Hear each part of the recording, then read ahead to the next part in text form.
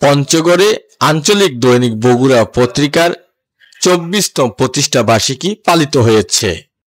মোসাম্মদ আসমা আক্তার আখির পঞ্চগড় জেলা প্রতিনিধির ভিডিও চিত্রে থাকছে বিস্তারিত।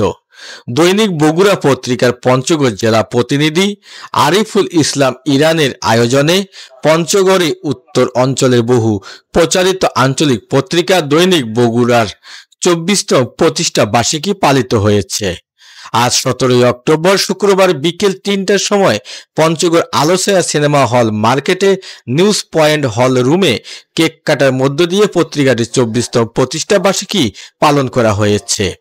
এ সময় উপস্থিত থেকে বক্তব্য রাখেন ব্যারিস্টার জমির উদ্দিন সরকারের একান্ত সচিব ও জেলা বিএনপির যুগ্ম আহ্বায়ক এম এ মজিদ, যুগ্ম আহ্বায়ক জেলা বিএনপি অ্যাডভোকেট মির্জা নাজমুল ইসলাম কাজল, পঞ্চগড় পৌর বিএনপির ১ নং সদস্য শামসুজ্জামান বিপ্লব।